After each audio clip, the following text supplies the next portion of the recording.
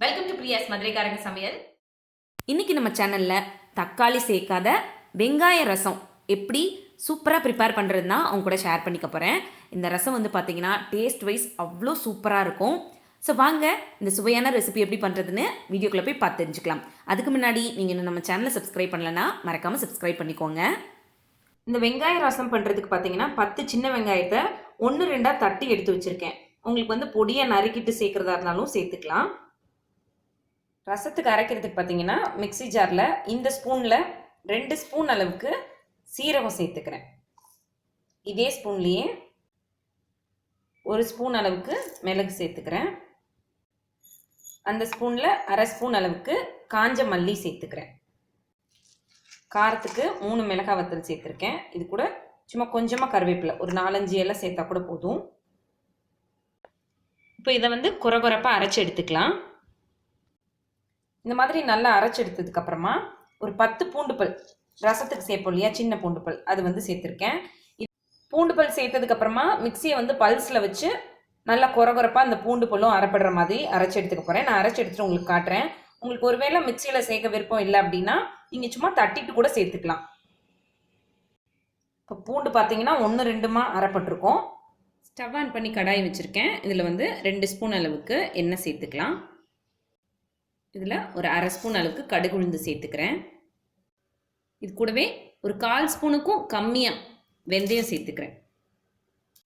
இது கூடவே 2 மிளகாய் வத்தல், கொஞ்சமாக கருவேப்பிலை, ஒரு 2 துளி அளவுக்கு பெருங்காயத்தூள் சேர்த்துக்கலாம்.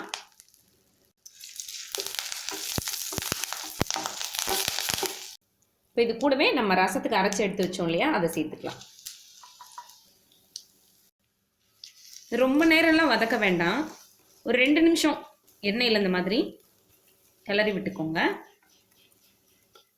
இப்போ இது கூடவே நம்ம தட்டி எடுத்து வச்சுருக்க சின்ன வெங்காயத்தை சேர்த்துக்கலாம். இந்த சின்ன வெங்காயம் வந்து பச்சை வாசனை இல்லாமல் அந்த லேசான பொன்னிறம் வரும் பாருங்க, அந்த அளவுக்கு வதக்கி எடுத்துக்கலாம். வெங்காயம் பார்த்தீங்கன்னா நல்லா வதங்கிருச்சு. இந்த ஸ்டேஜில் ஒரு மீடியம் சைஸ் எலுமிச்சம்பழ அளவு புளியை தண்ணியில் கரைச்சி எடுத்து வச்சுருக்கேன். அந்த தண்ணியை சேர்த்துக்கலாம்.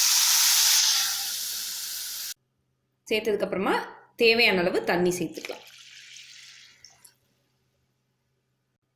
இது கூட ஒரு 1/4 ஸ்பூன் அளவுக்கு மஞ்சள் தூள் சேர்த்துக்கிறேன்.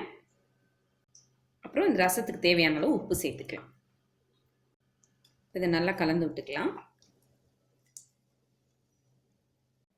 இப்போ இது கூட ஒரே ஒரு பச்சை மிளகாய் கீறிட்டு வந்து சேர்த்துக்கிறேன். இந்த பச்சை மிளகாவோட அந்த ஃப்ளேவர் வந்து இந்த ரசத்துக்கு நல்லாயிருக்கும் அப்படின்றதுனால நான் சேர்த்துருக்கேன்.